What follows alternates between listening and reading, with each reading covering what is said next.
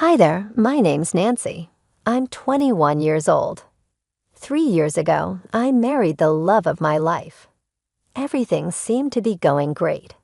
Even though my husband is Spanish, we didn't have many problems, except for the language barrier. To show my love, I decided to learn Spanish so I could talk better with him and his family. That's how much I loved him. I was doing this in secret. Johnson, my husband, and Mary, my mother-in-law, didn't know I was learning Spanish.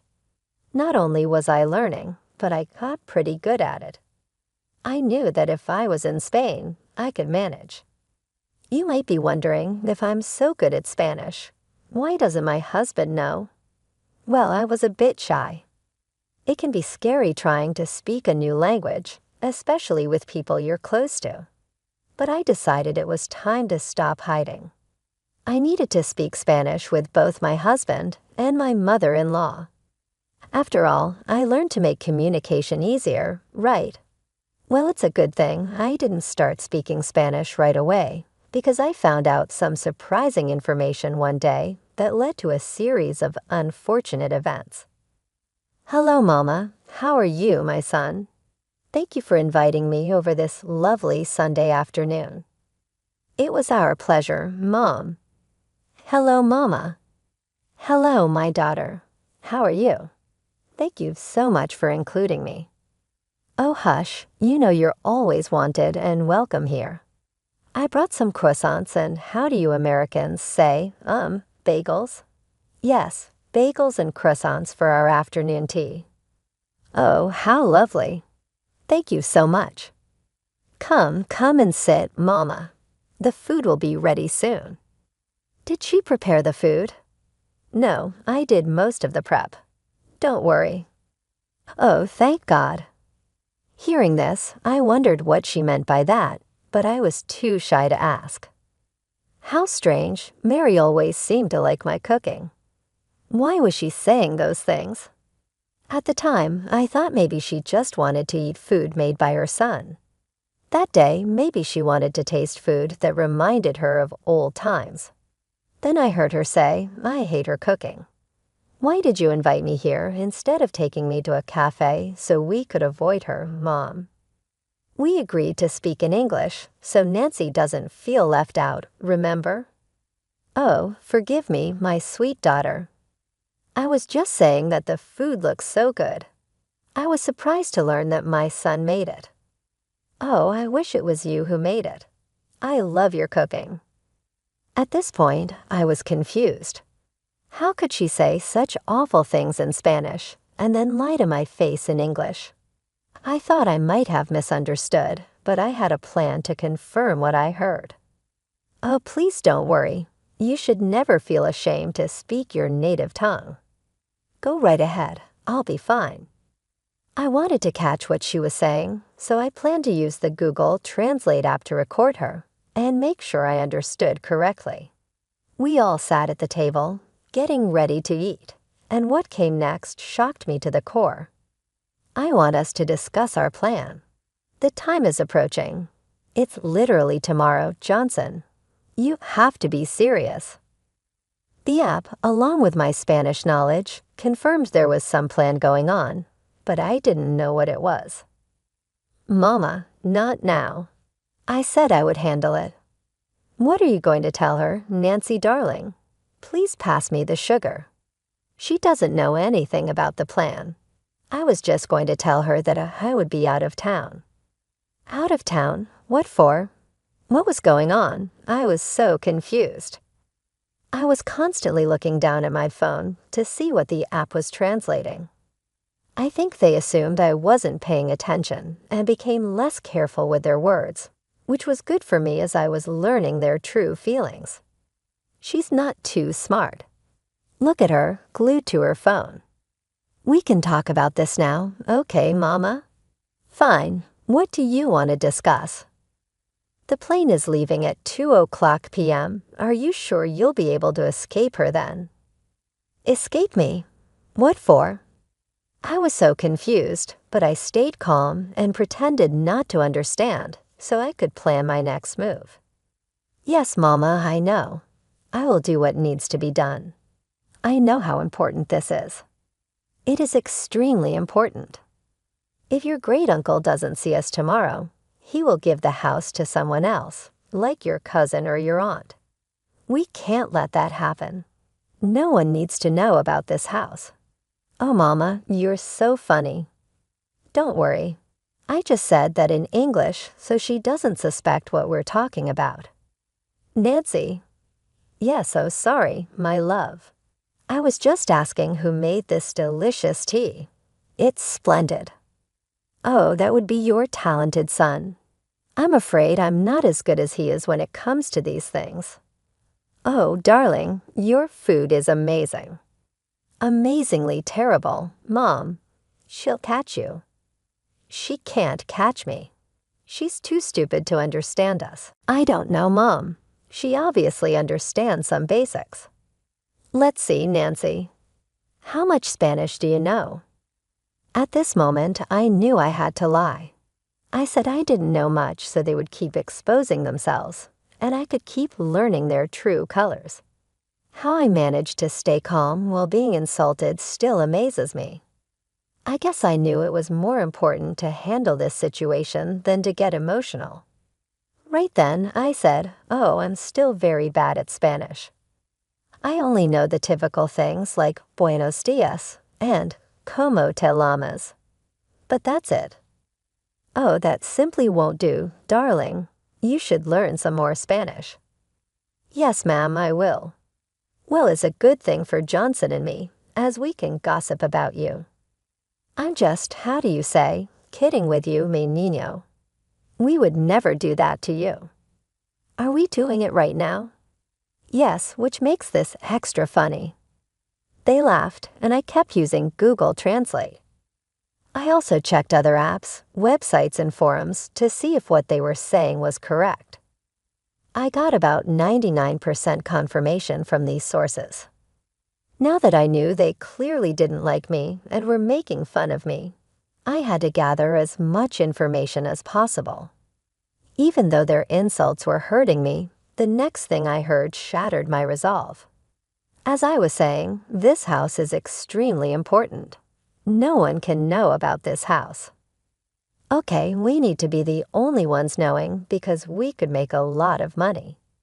We can't lose this opportunity. I'm so glad we're doing this. It's a good thing we didn't tell my wife because I don't want to share the spoils.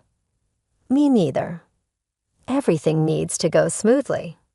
Your great-uncle Jack said that whoever contacts him first about this issue will inherit the mansion. So we need to go there physically before anyone else and start working on remodeling and improving the house. I can't wait to have a house in New Hampshire. This is where I'll go to escape my wife and my life here in Mississippi. Sometimes I can't stand her. You know, you're still young, way too young to be married to someone like her. Come and live with me in New Hampshire. You can enjoy your youth with women and booze, have a good time, and then settle down when you're ready. Let's leave this place. Honestly, Mama, I think you're right. I couldn't believe what I was hearing. I felt tears welling up. Excuse me, what's wrong? Is everything okay? Yes, I just need to get something from the kitchen. I couldn't listen to them anymore. I needed to collect myself and not make a scene. How could they say those awful things with me right there in the room? Did they have no shame? I was so upset I began pacing up and down the kitchen.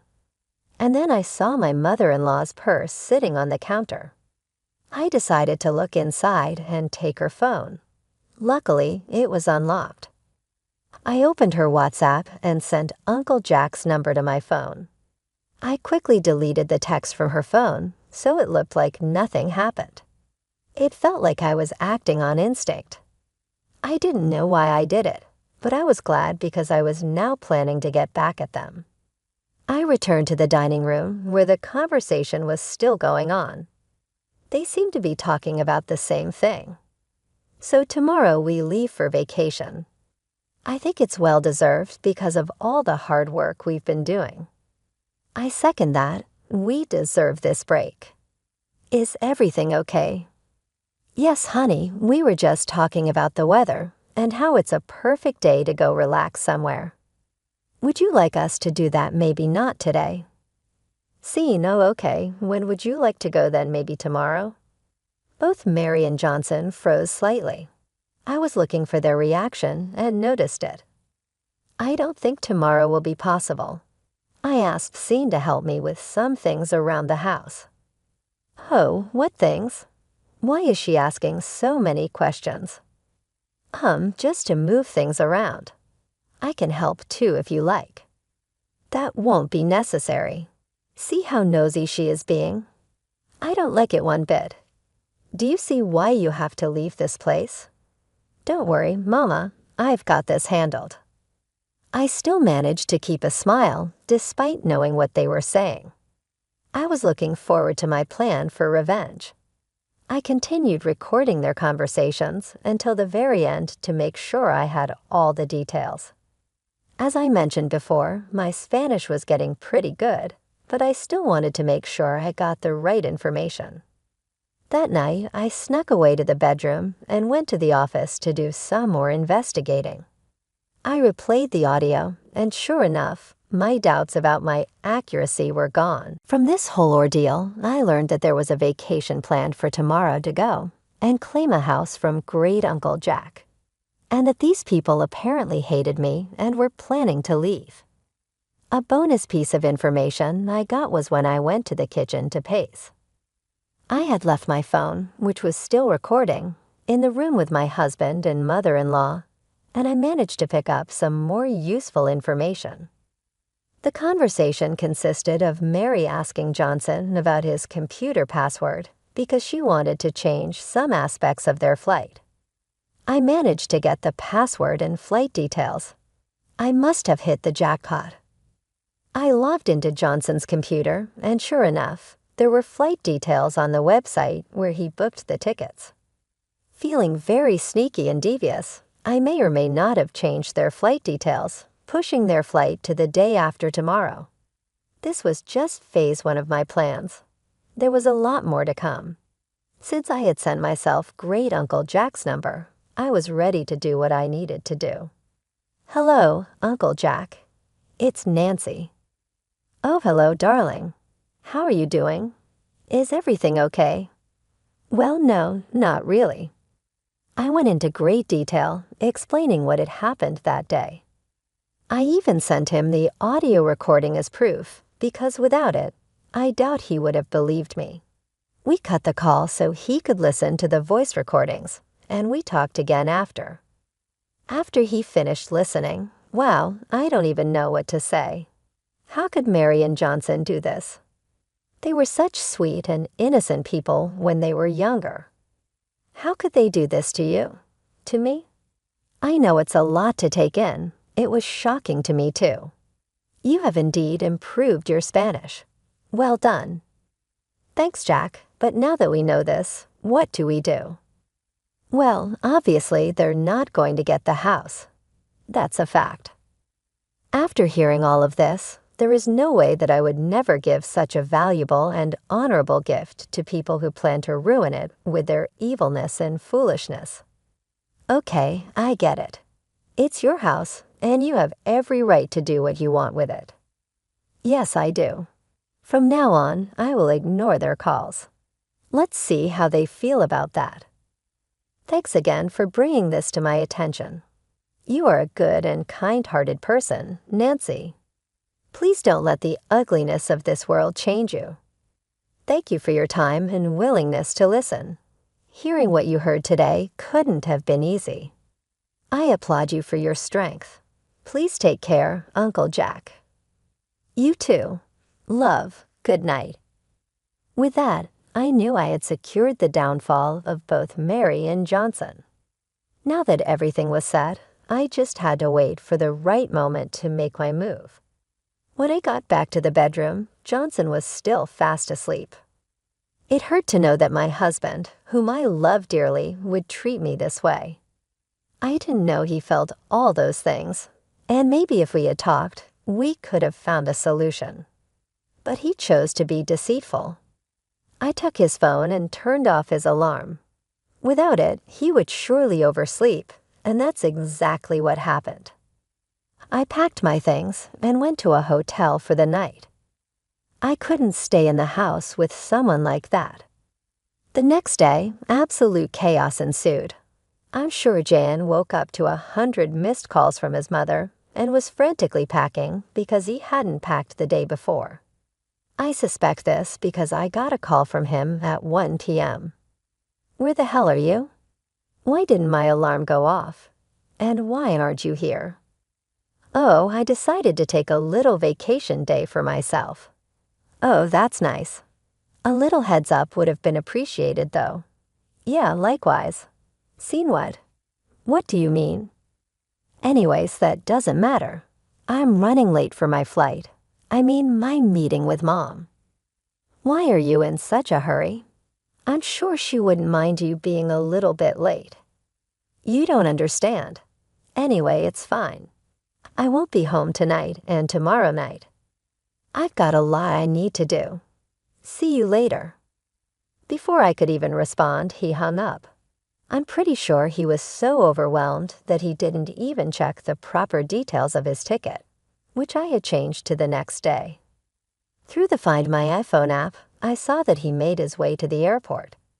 Imagine waking up, rushing out of the house with only minutes to spare to make it to your flight, just to find out that it had been canceled. I'm sure he was moving like a madman up and down that airport. I could almost see him frantically checking his phone, realizing the flight details were wrong. Suddenly, I received a call from Mary. What have you done? What do you mean, Mary? Drop the act. I know you tampered with our flight. If by tamper you mean change the date, then yes, that's exactly what I did. Why would you do that? I was trying to help you guys out. Didn't you say you wanted John's help with moving some stuff around? I noticed that you had the flight booked for today, the same day John was supposed to help you. So I decided to change some things. You're welcome.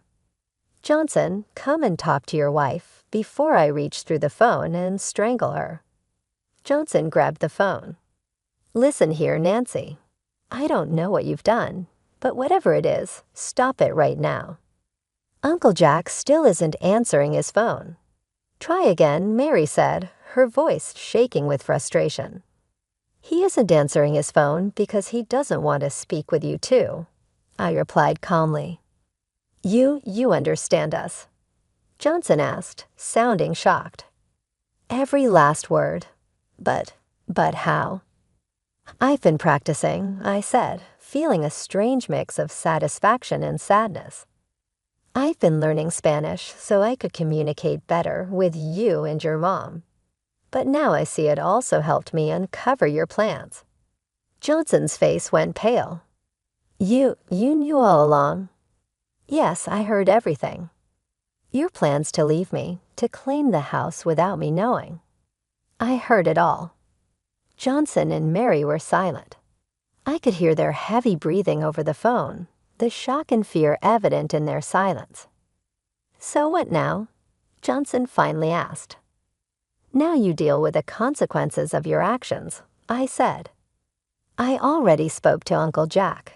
He knows everything. You won't be getting that house.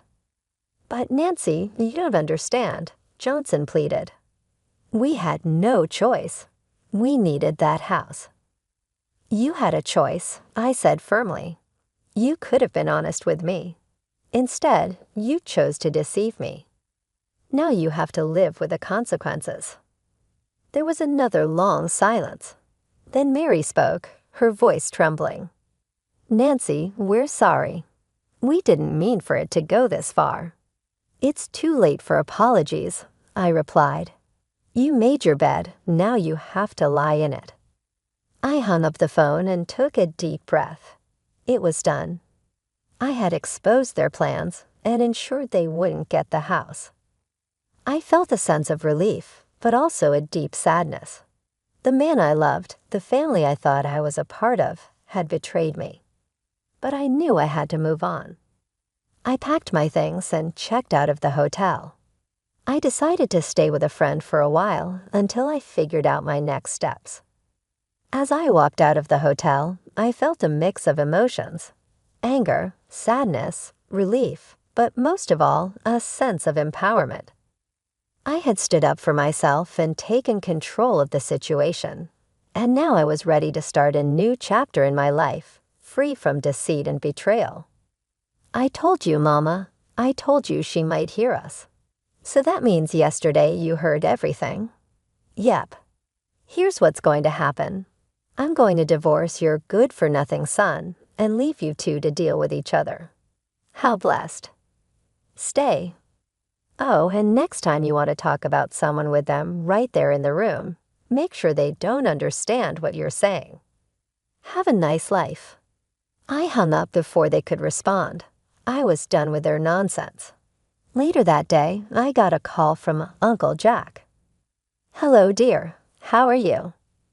I'm a bit upset. I just had an ugly fight with John and Mary, and now I'm getting a divorce from him.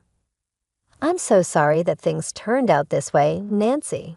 It's part of life, I guess. How are things on your end? Well, I finally spoke to them and gave them a piece of my mind. They are not happy. What did you say to them? I told John that he's an idiot for treating you the way he did, and told Mary that she's evil for roping her son into her schemes. I also told them that I have given you the house. You what? Yes, dear, the mansion is yours. Even if you get a divorce from John, it's all yours, and you can share it with whomever you please. I don't know what to say, Jack. It's too much. I wanted this house to go to someone kind and compassionate, but also tough and strong when needed. That's exactly who you are.